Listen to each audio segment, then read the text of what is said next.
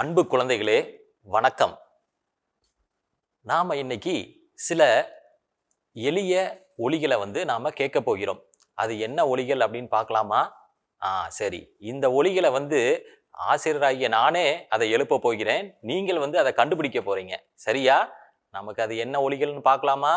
நல்லா ஆழ்ந்து கூர்மையா கேளுங்க. க க க க க க.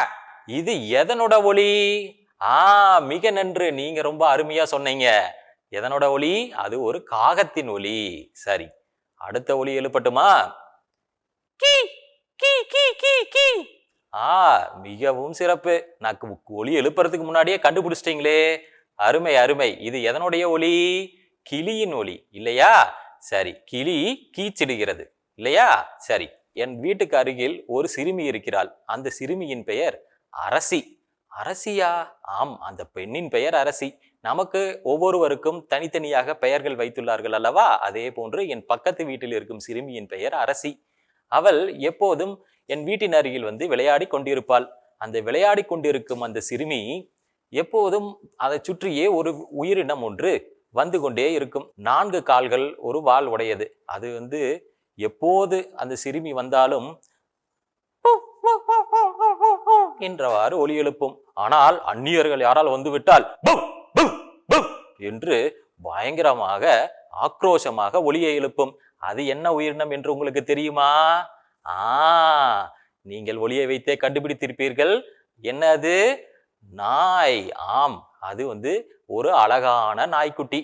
புசு புசுவென்று அழகாக திராட்சை பழ கண்களுடன் கொழு கொழுவென்று இருக்கும். அந்த நாய்க்குட்டி அரசி எப்போதுடன் விளையாடி கொண்டே இருப்பாள். அந்த அரசி எப்போதும் விளையாடும் போது அந்த அரசியின் மீது நாய்க்குட்டி துள்ளி துள்ளி குதித்து விளையாடும். அந்த துள்ளி துள்ளி குதித்து விளையாடுவதை பார்க்கும்போது நமக்கே ஆசையாக இருக்கும். ஆகா, நாமளும் விளையாடி கொள்ளலாமா அப்படி என்று. அது எப்போதும் சில குறும்புத்தனங்களை செய்து கொண்டே இருக்கும். அதனால் அந்த நாய்க்குட்டிக்கு சுட்டி என்று பெயரிட்டிருந்தாள். அதற்கு பசிக்கும் போது அது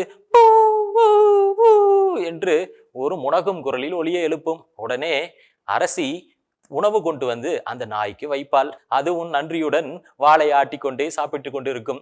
ஆகா, அந்த காட்சி மிகவும் அற்புதம். அப்போதும் அவ கையில் சில பொம்மைகளை வைத்துக் கொண்டே இருப்பாள். அரசி அழகான ஒரு நாய் பொம்மை வைத்திருக்கிறாள். இது என்னவென்று அனைவருக்கும் தெரிகிறதா? ஆமாம் ஆமாம், இதுதான் அரசி வைத்திருக்கும் நாய்க்குட்டியின் பொம்மை. இதை பாருங்களேன். இதில் பின்புறம் சாவி வைத்துள்ள நாய்க்குட்டி இல்லையா? இங்கே பாருங்கள், இதற்கு சாவி கொடுத்தால் நாய்க்குட்டி நடந்து செல்வதை காணலாம். சரி, இந்த நாய்க்குட்டியை எப்பொழுதும் அரசி கையிலேயே வைத்திருப்பாள். அந்த கையிலே வைத்திருக்கும் பொழுது நம்ம உயிருள்ள நாய்க்குட்டி, அதாவது சுட்டிக்கு சில நேரம் உணவு கொளிக்கும் போது அது சாப்பிடும். சில நேரம் அது என்ன செய்யும்? மகிழ்ச்சியாக இருப்பதை காட்ட தன் வாளை ஆட்டி காட்டும். அப்புறம் சில நேரம் அந்நியர்கள் வரும்போது அப்படி என்று ஆக்ரோஷமாக உழைத்து தன்னுடைய எதிர்ப்பை காட்டும் இல்லையா குழந்தைகளே? ஆனால் இந்த நாய்க்குட்டி சாவி கொடுக்கும் போது மட்டும் நடந்து செல்கிறது. அப்புறம் அதனுடைய சக்தி குறைந்ததும் நின்று விடுகிறது. அரசி யோசித்து பார்த்தாள். என்னடா அதிசயம்! ஒரு நாய்க்கு நாம் உணவளிக்கிறோம், அது சாப்பிடுகிறது, அது தன்னுடைய வாளை ஆட்டுகிறது. அப்புறம் பார்த்தால் சில நேரம் அந்நியர்கள் வரும்போது ஆக்ரோஷமாக குறைக்கிறது. ஆனால் இந்த நாய்க்குட்டியோ எதுவுமே செய்யவில்லையே. அடடா, என்ன அதிசயம் இது என்று வியப்புடன் யோசித்து கொண்டே இருந்தாள். அரசி யோசித்து கொண்டே இருந்த போது என்ன காரணமாக இருக்கும்? அது உங்களுக்கு புரிகின்றதா குழந்தைகளே? கவனமாக நல்லாக யோசித்து பாருங்கள். ஒன்று உயிர் உள்ளது, மற்றொன்று உயிரற்றது. ஆமாம், அரசி வளர்த்து வந்த நாய்க்குட்டியான சுட்டி அனைத்து விதமான உணர்ச்சிகளையும் காட்டுகிறது இல்லையா? அன்பாக இருக்கும் போது வாளை ஆட்டுகிறது, ஆக்ரோஷமாக இருக்கும் பொழுது கோபமாக முறைக்கிறது இல்லையா? ஆம், அது இரண்டுக்கும் என்ன காரணமாக இருக்கும் குழந்தைகளே? நீங்களே யோசித்து பாருங்கள். மிகச்சரி, நீங்கள் அற்புதமாக கண்டுபிடித்தீர்கள். என்ன அது? ஒன்று உயிருள்ள நாய்க்குட்டி, மற்றொன்று உயிரற்ற பொம்மை. மிகவும் சரி. ஆமாம் குழந்தைகளே, இப்பொழுது உயிருள்ள பொருட்களை எடுத்துக்கொண்டால் அதற்கு என்னென்ன குணங்கள் இருக்கும் என்று நாம் யோசிக்கலாம். என்னென்ன குணங்கள் இருக்கும்? உதாரணமாக நாம் எடுத்துக்கொண்ட சுட்டியையே எடுத்துக்கொள்வோமே. அதற்கு உணவு அளிக்கும் பொழுது அது என்ன செய்கிறது? அது வாளை ஆட்டிக்கொண்டு மகிழ்ச்சியாக இருப்பதை நம்மால் காண முடிகிறது இல்லையா? அதை போன்றே அது வேற என்னென்ன செயல்கள் செய்கிறது என்று பார்ப்போமா? ஆம், பார்க்க முடியும் கண்டிப்பாக. இல்லையா? பாருங்கள், அது என்ன செய்யும்? உணவு எடுத்துக்கொள்ளும். இல்லையா? அது அரசி வளர்த்து வந்தபோது அது மிக குட்டியான நாய்க்குட்டியாக இருந்திருக்கும். தற்பொழுது பார்த்தோம் என்றால் அது வளர்ந்து இருக்கிறது. இல்லையா குழந்தைகளே? ஆம். அதற்கு மேல என்ன செய்கிறது? சில உணர்ச்சிகளை காட்டுகிறது. ஒரு மகிழ்ச்சியை காட்டுகிறது. ஒரு குறைத்தல் மூலமாக அதனுடைய கோபத்தை காட்டுகிறது. இல்லையா குழந்தைகளே? ஆம், மிகவும் நன்று. அடுத்தது என்ன செய்கிறது? தன்னுடைய இளம் உயிரியை உருவாக்குகிறது. ஒரு நாயானது நாய்க்குட்டியை உருவாக்குகிறது. இல்லையா குழந்தைகளே? ஆம். அடுத்ததாக என்ன செய்கிறது? ஓரிடத்திலிருந்து இங்கிருந்து இன்னொரு இடத்துக்கு வேகமாக ஓடி செல்கிறது. இப்பொழுது அந்நியர் வந்துவிட்டால் வேகமாக ஓடி சென்று அருகில் நின்று குறைக்கிறது. இல்லையா? ஆம். உயிருள்ளவை அனைத்துமே என்னென்ன செயல்கள் செய்யும் என்றால், உணவு எடுத்துக்கொள்ளும். அடுத்ததாக நகரும். இடம் விட்டு இடம் நகர்ந்து செல்லும். அடுத்ததாக நோக்குவோமானால் அது ஒவ்வொரு முறையும் தன்னுடைய உணர்ச்சிகளை வெளிக்காட்டிக் கொள்ளும். அடுத்ததாக நன்றாக சுவாசிக்கும். இல்லையா? அது என்னது சுவாசம்? என்னது புதிதாக இருக்கிறதே என்று யோசிக்க வேண்டாம். ஒவ்வொரு உயிரினமும் செய்யக்கூடிய சிறப்பான ஒரு செயல்தான் சுவாசம். நாம் உயிருடன் இருக்கிறோம் என்பதற்கான அடையாளமே சுவாசம்தான். எப்படி கண்டுபிடிப்பது சுவாசத்தை? ஆம், ரொம்ப எளிது குழந்தைகளா. நம்மளுடைய கைகளை எடுத்துக்கொள்வோம். நமது மூக்கின் அருகில் வைத்து பாருங்கள். மூக்கின் வழியாக காற்று உள்ளே சென்று வெளியே வருவதைத்தான் நாம் சுவாசித்தல் என்கிறோம். சரியா குழந்தைகளே? ஆம், மிகவும் சரி. இப்பொழுது ஒரு முறை திரும்பவும் சொல்வோம், உயிருள்ளவைக்கு என்னென்ன பண்புகள் இருக்கின்றன என்று. நாம் சொல்வோம் என்னென்ன? ஆம், சொல்லலாமா? உணவு முதல் தேவை, உணவு. இரண்டாவது, உணவின் மூலமாக ஒரு நல்ல வளர்ச்சி கிடைக்கும். இல்லையா? அப்போ இரண்டாவது பண்பு வளர்ச்சி. அடுத்தது மூன்றாவதாக எடுத்துக்கொண்டோம் என்றால், அது ஒரு இடத்திலிருந்து மற்றொரு இடத்திற்கு உணவிற்காகவோ இல்ல மற்றும் ஒரு தேவைக்காகவோ ஒரு இடத்திலிருந்து மற்றொரு இடத்திற்கு நகர்ந்து செல்லும். சரியா குழந்தைகளே? ஆம். அத்துடன் சேர்த்து சுவாசித்தல். ஆம், சுவாசிக்கும். ஒவ்வொரு உயிருள்ள உயிரினமும் கண்டிப்பாக தான் வாழ தேவையான காற்றை எடுத்துக்கொள்ளும். அது எவ்வாறு என்னவென்றால் அது சுவாசித்தல் மூலமாக மட்டுமே நடைபெறும். சரியா குழந்தைகளே? இப்பொழுது பாருங்கள், நான் சில உணவுப் பொருட்களை சாப்பிடக்கூடிய படங்களை உங்களுக்காக காட்டுகிறேன். நன்றாக கூர்ந்து கவனியுங்கள். உணவின் போது எப்படி உணவை எடுத்துக்கொள்கின்றன என்பதற்கான காட்சிகள் இவை. சரி குழந்தைகளே, இப்போ உணவிற்கான காட்சிகளை நீங்கள் பார்த்தீர்கள். அடுத்ததாக ஒவ்வொரு உயிரினும் தன்னுடைய தேவைக்காக நடந்து செல்கின்றது. அதை நடந்து செல்லலாம், இல்லை பறவைகள் என்றால் பறந்து செல்லலாம். சரியா குழந்தைகளே? இதே நீர்வாழ்வன என்றால் நீந்தி செல்ல முடியும். சரியா? இதற்கானதையும் நம்மால் பார்க்க முடியும். இதுக்கு பாருங்கள், இப்பொழுது இந்த படத்தில் ஒரு அப்படியே அழகா ஒரு பூனைக்குட்டி உள்ளது. இந்த பூனைக்குட்டிக்கு ரொம்பவும் பசிக்கிறது போலும். அதற்கான வழியை காட்டுவோமா? காட்டுங்கள் பார்க்கலாம். உங்களுக்காக அரிய வாய்ப்பாக உங்களுடைய புத்தகத்திலேயே அது உள்ளது. நாம் நம்மளுடைய எழுதுகோலை எடுத்து அந்த பூனை பால் குடிக்க தேவையான சரியான வழியை காட்டுவோமா? மிக நன்று குழந்தைகளே. அதை நாம் செய்து விடுவோம். சரியா குழந்தைகளே? நாம் ஒவ்வொருவரும் உணவு எடுத்துக்கொள்கிறோம். அந்த உணவின் மூலமாக நமக்கு சக்தி கிடைக்கிறது. இல்லையா? ஆம், நமக்கு உணவு மூலமாக சக்தி கிடைக்கிறது. அத்துடன் நமக்கு என்ன கிடைக்கிறது? நம் உடலும் மனமும் வளர்ச்சி அடைகின்றன. ஆமாம் குழந்தைகளே, நம்மைவே யோசித்து பாருங்களேன். நாம் பிறக்கும்போது குட்டி குழந்தையாக இருந்தோம். அப்புறம் கொஞ்சம் கொஞ்சமாக பேச தடுமாறி நாம் என்ன செய்து விட்டோம்? பேச ஆரம்பித்து, நடக்க ஆரம்பித்து, நாம் இப்பொழுது என்ன செய்து கொண்டிருக்கிறோம்? பள்ளிக்கு வந்து விட்டோம். மிகவும் அற்புதமான தருணம். நம்மை போன்றவே பல நண்பர்கள் இருக்கிறார்கள் நம் வகுப்பில். இல்லையா குழந்தைகளே? மிகவும் அற்புதம். ஆம் குழந்தைகளே, நாம் என்ன ஆகும் அடுத்தது? நம் வீட்டை யோசித்து பாருங்கள். நம் வீட்டில் இருக்கக்கூடிய அக்கா, அண்ணன் போன்றவர்களை யோசித்து பாருங்கள். ஆம், அவர்கள் என்ன இருக்கிறார்கள்? நம்முடன் பார்க்கும் பொழுது அவர்கள் உயரமாகவும் இருக்கிறார்கள். இரண்டாவதாக நம்மை விட பெரிய படிப்பாகவும் படிக்கிறார்கள் பள்ளி படிப்பில். இல்லையா? ஆம் குழந்தைகளே. பெற்றோரை பார்ப்போம். அவர்களை பார்த்தோமெனால் மிகுந்த வளர்ச்சி அடைந்தவர்களாக இருக்கிறார்கள். அனுபவத்திலும் முதிர்ச்சி அடைந்தவர்களாக இருக்கிறார்கள் குழந்தைகளே. அத்துடன் நம் குடும்பத்தில் பார்ப்போம். நம் குடும்பத்தில் யார் இருக்கிறார்கள்? நமக்கு கதைகள் சொல்லி மகிழ்ச்சியை தரக்கூடியது யார்? ஆம், தாத்தா, பாட்டி. அவர்களை பாருங்கள். அவர்கள் மிகுந்த முதிர்ச்சி அடைந்தவர்களாகவும் அனுபவம் மிக்கவர்களாகவும் இருக்கிறார்கள் குழந்தைகளே. மிகவும் சிறப்பு இல்லையா? ஆம் குழந்தைகளே, உங்களுக்கெல்லாம் கதைகள் கேட்க பிடிக்குமா? ஆம், அனைவருக்குமே பிடிக்கும். ஏன், எனக்குமே ரொம்ப பிடிக்கும் கதைகள் கேட்கும் பொழுது. சரி குழந்தைகளே, இப்பொழுது பார்க்கும் பொழுது நாம் குழந்தையாக இருந்து பள்ளி பருவம் அடைகிறோம், கல்லூரி பருவம் முடிக்கிறோம், அதற்கு பிறகு வேலைக்கு செல்கிறோம், பிறகு முதுமை அடைகிறோம். இது ஒவ்வொருவருக்கும் அந்த வளர்ச்சி என்பது வரிசையாக வந்து கொண்டேதான் இருக்கிறது குழந்தைகளே. இதை போலவே நான் என்ன செய்தேன், எங்கள் வீட்டில் ஒரு மாம்பழம் வாங்கி வந்திருந்தார்கள். அந்த மாம்பழத்தை அழகாக இருந்துச்சு. அந்த மாம்பழத்தை என்ன செய்து விட்டேன், வெட்டி சாப்பிட்டு விட்டேன். சாப்பிட்டு விட்ட பிறகு உள்ளிருப்பதை பார்த்தால் ஒரு சிறிய கொட்டை இருந்தது.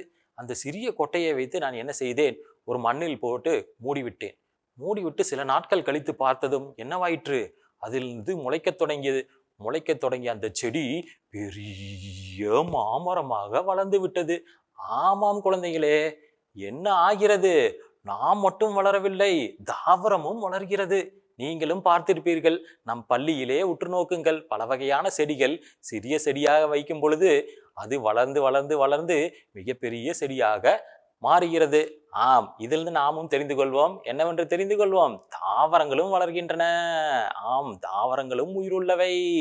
மிகச்சரி குழந்தைகளே.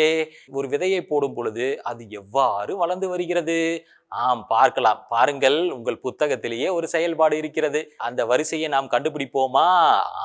மிகச்சரி, கண்டிப்பாக கண்டுபிடிக்கலாம். ஒரு விதை முதல் நாள் எப்படி இருக்கும், இரண்டாவது நாள் எப்படி இருக்கும், மூன்றாவது நாள் எப்படி இருக்கும் என்பதை நம்மால் கண்டுபிடிக்க முடியும். சரி குழந்தைகளே, அடுத்ததாக ஒவ்வொரு உயிரினமும் ஒவ்வொரு தேவைக்காக நடந்து செல்கின்றன, இல்லை என்றால் பறந்து செல்கின்றன பார்க்கிறோம். தண்ணீர் என்றால் நீந்தி செல்கிறதை நாம பார்க்கிறோம். ஆம், பறந்து செல்வது எது, பறவை. ஆமாம், நாம் பல்வேறு வகையான பறவைகளை பார்க்கிறோம். சிட்டுக்குருவி, மைனா, காகம் போன்ற பல வகையான பறவைகளை பார்த்து கொண்டிருக்கிறோம். மிகவும் சிறப்பு இல்லையா? ஆமாம், கரெக்டாக சொன்னீர்கள். என்னது? மிகவும் சரி. என்னது? காகம் கா கா கா என்று கத்தும். ஆஹா, அற்புதம் குழந்தைகளே, அனைத்தையும் ஞாபகத்தில் வைத்துள்ளீர்களே, மிகவும் நன்று. சரி குழந்தைகளே, இந்த பறவைகள் எதற்காக பறந்து செல்கின்றன? ஆம், நமது வீட்டில் உணவு நம் பெற்றோர்கள் அளிக்கிறார்கள். ஆனால் பறவைகளுக்கு இரை தேடித்தான் எடுத்தாக வேண்டும். அப்பொழுது தேடி எடுக்கும் பொழுதுதான் அதற்கு தேவையான உணவு அதற்கு கிடைக்கும். சரியா குழந்தைகளே? அதற்காக ஓரிடத்திலிருந்து மற்றொரு இடத்திற்கு பறந்து செல்கிறது. இரண்டாவது, நமக்கென்று ஒரு வீடு இருக்கிறது இல்லையா? ஆனால் பறவைகளுக்கோ விலங்குகளுக்கோ தனியான வீடு என்பது கிடையாது. அதற்காக அவை என்ன செய்கின்றன என்று பார்த்தால், தனக்கு தேவையான கூட்டை வடிவமைத்துக் கொள்ள என்ன செய்கின்றன, தேவையான இந்த வைக்கோல், மர இலைகள் போன்றவற்றை சேகரிப்பதற்காகவும் ஓரிடத்திலிருந்து மற்றொரு இடத்திற்கு நகர்ந்து செல்கின்றன. ஏனென்றால் மழை வந்தால் என்ன ஆகும், நாம் எல்லாம் நனைந்து விடுவோம் இல்லையா? அதை தவிர்க்கவே அதெல்லாம் என்ன செய்கிறது, அது ஒரு கூட்டை கட்டி கொள்கின்றது. நாம் மரத்தில் பல வகையான கூடுகளை பார்த்திருப்போம் இல்லையா குழந்தைகளே? மிகவும் நன்று குழந்தைகளே, எல்லாருமே பார்த்திருப்போம். நம் வீட்டில் இருக்கக்கூடிய மரங்களை அனைவருமே நாம் பார்த்திருக்க முடியும்.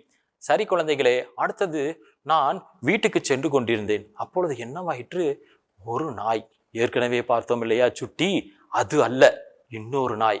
அந்த நாய் என்ன செய்தது, முன்னாடி நடந்து கொண்டிருக்கும் போது அதனுடைய குட்டிகள் பின்னாடியே என்றவாறே ஓடிக்கொண்டிருந்தன. என்னடா இது, ஒரு நாய் பெரியதாக இருக்கிறது, மற்றது குட்டி நாய்கள் எல்லாம் அதை பின்னாடி சுற்றியே செல்கின்றது, என்னவாக இருக்கும்? யோசித்து பார்த்தேன். ஆம், கண்டுபிடித்து விட்டேன். என்னது அது? ஆம், அது நாய், மற்றதெல்லாம் நாயினுடைய குட்டிகள். ஆம், அது நாய், அதெல்லாம் நாயோட இளம் உயிரிகள். மிகவும் நன்று, நாம் கண்டுபிடித்து விட்டோம். என்னது அது? நாய், நாய்க்குட்டிகள். அப்ப நாயுடன் இளம் உயிரி, நாய்க்குட்டிகள். அதே மாதிரி நாம் ஒரு சிங்கத்தை பார்க்கலாம். சிங்கத்தை பார்த்தால் சிங்கத்தின் குட்டிகளை என்னவென்று சொல்லலாம்? சிங்கத்தின் இளம் உயிரி. மிகவும் நன்று குழந்தைகளே. ஆம், இப்பொழுது ஒரு புலியை பார்க்கிறோம். அந்த புலியை பார்த்தால் நமக்கு என்னவென்று தோன்றும்? மிகவும் பயமாக இருக்கும் இல்லையா? ஆம், அந்த புலிக்கு அருகில் இருக்கும் குட்டிகளை கூறினால் என்னவென்று கூறலாம்? ஆம், அது அதனுடைய இளம் உயிரிகள் என்று கூறலாம். சரியா குழந்தைகளே? அடுத்ததாக பார்த்தால், நாம் ஏற்கனவே யோசித்தது போல அந்த சுட்டி என்ன செய்யும், உணவிடும்போது என்ன செய்யும், வாளை ஆட்டிக்கொண்டே சந்தோஷமாக என்று சாப்பிடும். ஆமா இல்லையா? அதே அந்நியர்கள் வரும்போது அது என்ன செய்யும், என்று கோபமாக குறைக்கும் இல்லையா குழந்தைகளே? ஆம், ஒவ்வொரு உயிரினத்துக்கும் என்ன உண்டு? உணர்ச்சிகள் உண்டு. ஆமாம் குழந்தைகளே, நாம் சந்தோஷமாக இருக்கும் பொழுது நாம் என்ன செய்கிறோம்? சிரிக்கிறோம் இல்லையா? இதே நாம் ஒரு தவறு செய்து விட்டோம், அம்மா நம்மை கண்டிக்கிறார்களா என்றால் நாம் என்ன ஆகிவிடும்? சோகமாகி விடுகிறோம் இல்லையா குழந்தைகளே? சில சமயம் நமக்கு கோபம் வரும் இல்லையா? நம்மளுடைய உணர்ச்சிகள் பெருக்கெடுத்து எதற்காக செய்தாய் அப்படி என்று சொல்லுவோம் இல்லையா? அதன் பெயர் என்னது? கோபம் இல்லையா? அதே மாதிரி பல வகையான உயிரினங்களும் தங்களுடைய உணர்ச்சிகளை வெளிக்காட்டுகின்றன. என்னவென்று பார்த்தோமானால் பாருங்க, இதுல கொடுத்திருக்கிறோம். என்ன இருக்கிறது? குரங்குகள் எப்படி தன்னுடைய வெறுப்பை காட்டுகின்றன? வருத்தம், கோபம், பரிவு, பாசம், இது போன்ற பல வகையான உணர்ச்சிகள் இருக்கிறது. அப்பொழுது நாம் புரிந்து கொள்ளலாம், என்னது? உயிருள்ளவை அனைத்துமே உணர்ச்சிகளை காட்டக்கூடியவையாக இருக்கும். சரியா குழந்தைகளே? அடுத்ததாக நம்ம பார்க்க போவது என்னவென்றால், எல்லா உயிரினங்களும் சுவாசிக்கும் இல்லையா? அதை ஏற்கனவே நாம் உணர்ந்து கொண்டோம். இப்பொழுது உயிருள்ளவைகளின் முக்கியமான பண்புகளாக நாம் என்னென்ன பார்க்கலாம்? உயிருள்ளவை அனைத்துமே உணவு எடுத்துக்கொள்ளும். சரியா குழந்தைகளே? இரண்டாவது, எடுத்துக்கொண்ட உணவு மூலமாக வளர்ச்சி கிடைக்கும். மூன்றாவதாக, இடம் விட்டு இடம் நகரும். நான்காவதாக, அதனுடைய இளம் உயிரிகளை உருவாக்கும். ஐந்தாவதாக, உணர்ச்சிகள் உண்டு. ஆறாவதாக, நன்றாக சுவாசிக்கும். குழந்தைகளே, நம்மால் விளையாட முடியும், நம்மால் சாப்பிட முடியும், நம்மால் வளர முடியும். ஆமாம் இல்லையா? பாருங்கள், நம்மால் ஆழ்ந்து சுவாசிக்க முடியும், நம்மால் ஓரிடத்திலிருந்து மற்றொரு இடத்துக்கு நகர்ந்து செல்ல முடியும். ஆகையால் நாம் உயிருள்ளவை. சரியா குழந்தைகளே? ஆம். இப்பொழுது ஒரு சிறிய செயல்பாடு. இதில் எதற்கெல்லாம் உயிர் உள்ளது கண்டுபிடிப்போமா? இந்த படங்களை உற்று நோக்குங்கள். எதற்கு உயிர் உள்ளது என்பதை கண்டுபிடியுங்கள். சரியா குழந்தைகளே? குழந்தைகளே, நான் பள்ளிக்கு நடந்து வந்து கொண்டிருந்தேன். அப்பொழுது ஒரு கல்லின் மீது என் கால் பட்டு நான் தடுமாறி கீழே விழப்போனேன். என்னடா என்று பார்த்தால் இந்த கல் தான் அது. இது என்ன செய்தது? கீழே இருந்திருக்கிறது. நான் கவனிக்காமல் வந்து விட்டேன். தடுமாறி விழுந்திருப்பேன். நல்ல வேலை. சரி குழந்தைகளே, இந்த கல்லை பார்த்த பொழுதுதான் உங்களுக்கும் காட்ட வேண்டும் என்று தோன்றியது. ஆம், பாருங்கள் குழந்தைகளே, இது என்னவென்று தெரிகிறதா? ஆம், இது கல். இந்த கல் நடக்க முடியுமா? முடியுமா? முடியாது இல்லையா? அதை போன்று இதனால் சாப்பிட முடியுமா? முடியாது இல்லையா? அதை போன்று இதனால் ஒரு இளம் உயிரை உருவாக்க முடியுமா? முடியாது. ஒரு கல்லானது ஒரு உயிரற்ற பொருள். இதனால் ஒரு இளம் உயிரை உருவாக்கவோ அல்லது இதனால் சுவாசிக்கவோ இல்லை ஒரு உணர்ச்சியை வெளிக்காட்டவோ அல்லது நகர்ந்து செல்லவோ இதனால் முடியவே முடியாது. இத்தகைய பொருட்களை நாம் என்னவென்று சொல்கிறோம் என்றால், இதனை உயிரற்ற பொருட்கள் என்கிறோம். என்னென்ன உயிரற்ற பொருட்கள் அப்படி என்று பார்த்தோம்னால், உதாரணத்துக்கு மற்றொரு பொருளையும் சொல்கிறேன், கேளுங்கள். என்னவென்று தெரியுமா? பாருங்கள், இந்த படத்தில் நான் ஒரு படத்தை காட்டியிருக்கேன். அது என்னவென்று உங்களுக்கு தெரியுதா? ஆம், மஞ்சள் நிறத்தில் உள்ளது. என்னவென்று தெரிகிறதா உங்களுக்கு? ஆம், என்னது? அப்பளம். கரகர மொறு மொறு அப்பளம். ஆம் குழந்தைகளை, அப்பளத்தை நாம் சுவைத்து சாப்பிடுகிறோம் இல்லையா? ஆம், அந்த அப்பளம் என்ன பொருளாக இருக்கும்? உயிருள்ள பொருளா, உயிரற்ற பொருளா? சொல்லுங்கள் பார்க்கலாம். ஆம், மிகச்சரி. அது என்னது? உயிரற்ற பொருள் தான். சரி குழந்தைகளே, அற்புதமாக கண்டுபிடித்தீர்கள். இப்பொழுது பாருங்கள், நான் ஒரு செயல்பாடு கொடுத்திருக்கிறேன். இந்த செயல்பாட்டில் எவை உயிருள்ள பொருள், எவை உயிரற்ற பொருள் என்று கண்டுபிடிப்போமா? கண்டுபிடிப்போம் குழந்தைகளே. இந்த படத்தை உற்று நோக்குங்கள். எவ்வளவு அழகான இடம் இல்லையா? இதில் பாருங்கள், தவழ்ந்து ஓடி வரும் ஆறு இருக்கிறது. அதன் அருகிலேயே குளம் இருக்கிறது. குளத்திற்கு அருகிலேயே ஏரி இருக்கிறது. ஏரிக்கு அருகிலேயே பசும் புல்வெளிகள் இருக்கிறது. அந்த புல்வெளியில் மாடுகளும் ஆடுகளும் மேய்ந்து கொண்டிருக்கின்றன.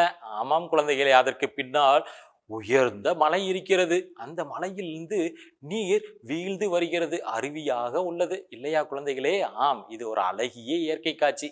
ஆமாம் ஆமாம், நீங்க சரியா சொல்றீங்க. அத்துடன் என்ன இருக்கிறது? வானமும் இருக்கிறது. மிகவும் நன்று. இப்பொழுது பார்த்தோம்னால் இந்த படத்தில் பல வகையான இடங்கள் இருக்கின்றன. ஒரு புறம் குளம் இருக்கிறது, மற்றொரு புறம் ஏரி இருக்கிறது, தவழ்ந்து வரும் ஆறு இருக்கிறது, சில ஆடு மாடுகளும் காணப்படுகின்றன, பறவைகளும் செல்கின்றன. அத்துடன் பார்ப்போமானால் அருவி இருக்கிறது, மலை இருக்கிறது. அந்த மலை என்றால் என்னவென்று தெரியுமா உங்களுக்கு? மண்ணும் பாறையும் சேர்ந்ததுதான் மலை. சரியா குழந்தைகளே? அந்த பாறையானது உயிருள்ள பொருளா, உயிரற்ற பொருளா? யோசித்து பார்ப்போம். பாறையால் நகர முடியாது, உணவு எடுத்துக்கொள்ளாது. அப்படி என்றால் அது என்னவாக இருக்கும்? உயிரற்ற பொருள்தான். சரி, நீர் இருக்கிறது. நீர் என்னவாக பொருளாக இருக்கும்? உயிரற்றதா, உயிருள்ளதா? நீர். நீர் என்ன செய்யும்? நீரால் உணவு எடுத்துக்கொள்ள முடியாது இல்லையா? உணவு எடுத்துக்கொள்ள முடியாது. அது என்ன செய்கிறது? ஓரிடத்திலிருந்து மற்றொரு இடத்திற்கு நகர்ந்து செல்கிறது. அதனால் அதை உயிருள்ள பொருளாக கருத முடியுமா? முடியாது. ஏனென்றால் அதனால் சுவாசிக்கவோ உணவு எடுத்துக்கொள்ளவோ முடியாது. அப்பொழுது மழை, நீர் போன்றவை என்னவாக நாம் கொள்ள முடியும்? அவை அனைத்துமே உயிரற்ற பொருட்கள் தான். அத்துடன் வேறு என்ன பொருட்கள் உள்ளன? கண்டுபிடிப்போமா? அதற்கு அடுத்ததாக உள்ளது என்னது? மண். அந்த மண்ணானது உயிருள்ள பொருளா, உயிரற்ற பொருளா? நமக்கே தெரியும் இல்லையா? அதனால் நகரவும் முடியாது, ஓடவும் முடியாது. அப்பொழுது நாம் அதை என்னவாக எடுத்துக்கொள்ளலாம்? கண்டிப்பாக அது உயிரற்ற பொருள்தான். சரி குழந்தைகளே, அத்துடன் இப்பொழுது பார்க்கும் பொழுது சில உயிருள்ள பொருட்களும் காணப்படுகின்றன. என்னென்ன கூற முடியுமா?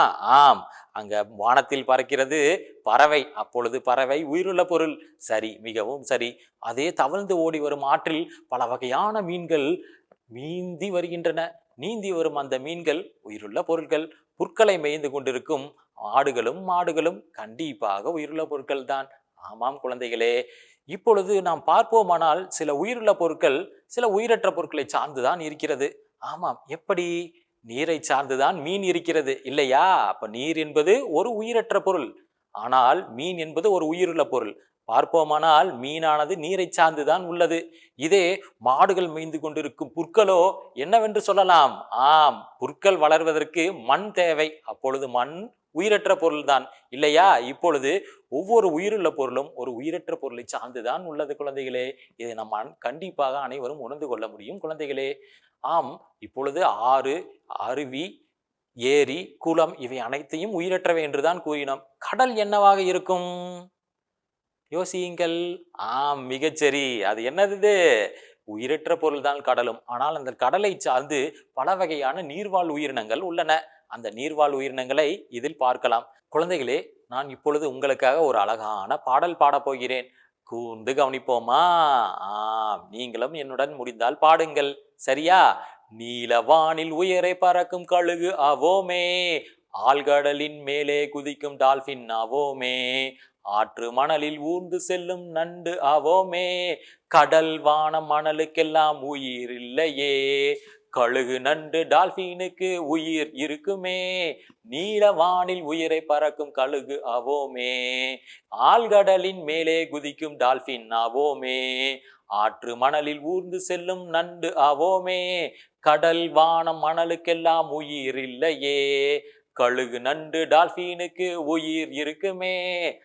ஆஹா, மிகவும் அற்புதமான பாடல். எல்லாரும் கூர்ந்து கவனித்தீர்களா குழந்தைகளே? இதில் என்னென்ன வருகின்றன? நீலவானில் உயிரை பறக்கும் கழுகு ஆவோமே, அதாவது நீளமாக இருக்கக்கூடிய வானத்தில் பறக்கும் கழுகு போன்று ஆவோமே அப்படி என்று கூறியிருக்கிறார்கள். வானம், கழுகு, இதில் 2 பதங்கள் பயன்படுத்தப்பட்டிருக்கின்றன. வானம், வானம் என்பது உயிருள்ளதா, உயிரற்றதா? மிகவும் சரிதான். வானம் என்பது உயிரற்ற பொருள்தான். ஆமாம் குழந்தைகளே. அப்பொழுது கழுகு என்பது என்ன? கழுகு என்பது பறக்கும், சுவாசிக்கும், ஓரிடத்திலிருந்து இன்னொரு இடத்திற்கு பறந்து செல்லும், இளம் உயிரிகளை உருவாக்கும், உணர்ச்சிகளை காட்டும். அப்பொழுது அது கண்டிப்பாக உயிருள்ளதுதான். சரியா குழந்தைகளே? அடுத்த வரிக்கு வருவோம். ஆழ்கடலின் மேலே குதிக்கும் டால்பின் ஆவோமே. ஆழ்கடல், டால்பின், இதில் எது உயிருள்ளது, எது உயிரற்றது? உயிருள்ளது டால்பின், உயிரற்றது என்னது? கடல். மிகவும் சரி குழந்தைகளே. அடுத்த வரிக்கு வருவோம். ஆற்று மணலில் ஊர்ந்து செல்லும் நண்டு ஆவோமே. ஆற்று மணலில் ஊர்ந்து செல்லக்கூடிய நண்டு, ஆற்று மணல், நண்டு, 2 பதங்கள் உள்ளன. இதில் எது உயிருள்ளது, எது உயிரற்றது? ஆற்று மணல், மணல் என்பது உயிரற்றது. நண்டு என்பது நகர்ந்து செல்லும், உணவை தேடி செல்லும், சுவாசிக்கும். ஆகையால் அது உயிருள்ள பொருள். சரியா குழந்தைகளே? குழந்தைகளே, உங்களுக்காக ஒரு அழகான படத்தை பின்னால் காட்டியுள்ளேன். இதை நன்றாக உற்று நோக்குங்கள். இது என்னவென்று தெரிகிறதா? இது ஒரு அழகான இயற்கை காட்சி. பச்சை பசேலென மரங்கள் இருக்கின்றன, நிறைய வீடுகள் இருக்கின்றன. அப்புறம் சில பொருட்களும் காணப்படுகின்றன. ஆமாம் குழந்தைகளே, இதில் எது உயிருள்ளது, எது உயிரற்றது? காரணம் சொல்லி உங்களால் சொல்ல முடியுமா? சொல்லலாம் சொல்லலாம். அந்த மரத்திற்கு அருகில் பாருங்கள், 2 ஆடுகள் மேய்ந்து கொண்டிருக்கின்றன. ஆடுகள் என்பது என்னவாக இருக்கும்? யோசியுங்கள். ஆடுகள் என்பது உணவு எடுத்துக்கொள்ளும், புற்களை எடுத்துக்கொள்ளும். இரண்டாவதாக பார்த்தோமானால் நன்றாக அதனால் சுவாசிக்க முடியும். நன்றாக சுவாசிக்கும். மூன்றாவது ஓர் இடத்திலிருந்து இன்னொரு இடத்திற்கு நகர்ந்து செல்லும். சில நேரம் உணர்ச்சிகளை காட்டும். இளம் உயிரிகளை உருவாக்கும். அப்படியானால் கண்டிப்பாக அது என்னவாக இருக்கும்? நீங்கள் பார்த்துவிட்டு எனக்கு கூறுகிறீர்களா இது என்னவென்று? சரி குழந்தைகளே, அடுத்ததாக உங்களுக்காக இன்னொரு செயல்பாடு ஒன்று உள்ளது. என்னவென்றால், இந்த படத்தை பாருங்கள். உங்கள் கண்ணை கவரக்கூடிய பல வகையான படங்கள் இதில் உள்ளன. இதில் உங்களால் முடிந்த உயிருள்ள பொருட்களை கண்டுபிடியுங்கள். சரியா? உயிருள்ள பொருட்களை கண்டுபிடித்து அதை வட்டமிட்டு காட்டுங்கள். இதன் பெயர் என்ன கூற முடியுமா? கேட்டுவிட்டேன். என்னது? அது அழகிய ஒரு மாடு. இதனை பசு என்றும் கூறுவர். சரி குழந்தைகளே, இது உயிருள்ளதா உயிரற்றதா எப்படி கண்டுபிடிக்கலாம் என்றால், நான் கேட்கக்கூடிய கேள்விகளை நன்றாக உற்று கவனியுங்கள். இது வளருமா? இது உணவு எடுத்துக்கொள்ளுமா? இது ஓரிடத்திலிருந்து மற்றொரு இடத்திற்கு நகர்ந்து செல்லுமா? சுவாசிக்குமா? இளம் உயிரிகளை உருவாக்குமா? இந்த கேள்விகளுக்கான பதில் உங்களுக்கு கிடைத்தால் அது உயிருள்ளதா உயிரற்றதா என்பதை நம்மால் கண்டுபிடிக்க முடியும். குழந்தைகளே, இவ்வகுப்பில் 2 பற்றி தெளிவாக அறிந்து கொண்டோம். ஒன்று உயிருள்ளவை, மற்றொன்று உயிரற்ற பொருட்கள். உயிருள்ளவைக்கென்று சில பண்புகள் உள்ளன. என்னென்ன? கூறலாம். என்னவென்றால், உணவு எடுத்துக்கொள்ளும், இரண்டாவதாக வளரும், மூன்றாவதாக இடம் விட்டு இடம் நகர்ந்து செல்லும், நான்காவதாக இளம் உயிரிகளை உருவாக்கும், ஐந்தாவதாக அதற்கு உணர்ச்சிகள் உண்டு, ஆறாவதாக அது சுவாசிக்கும். இத்தகைய பண்புகளை பெற்றிருந்தால் அதை உயிருள்ள பொருட்கள் என்று சொல்லலாம். உதாரணத்துக்கு ஆடு, மாடு, கோழி, பறவைகள், விலங்குகள், தாவரங்கள் ஆகிய அனைத்துமே உயிருள்ளவை. சில பொருட்களால் இப்பண்புகளை பூர்த்தி செய்ய இயலாது. அதாவது சுவாசிக்கவோ, உணர்ச்சிகளை வெளிக்காட்டவோ, இளம் உயிரிகளை உருவாக்கவோ அல்லது நகர்ந்து செல்லவோ, உணவை எடுத்துக்கொள்ளவோ முடியாது. அத்தகைய பொருட்களை உயிரற்ற பொருட்கள் என்கிறோம். உதாரணத்திற்கு நாற்காலி, மேசை, கூரை, வீடு என்பதை எடுத்துக்கொள்ளலாம். சரியா குழந்தைகளே? சரி, இந்த வகுப்பில் இப்பகுதி பற்றி தெளிவாக அறிந்து கொண்டோம். நீங்கள் அடுத்த வகுப்பில் கலந்து கொள்ளும் பொழுது உங்கள் வீட்டில் உள்ள அல்லது உங்கள் சுற்றுப்புறத்தில் உள்ள உயிருள்ள பொருட்கள் மற்றும் உயிரற்ற பொருட்களை உங்கள் பெற்றோருடன் கலந்து ஆலோசித்து நீங்கள் தெளிவாக அறிந்து கொண்டு வாருங்கள். என்னிடம் கூறுங்கள். சரியா குழந்தைகளே? மிகவும் நன்றி.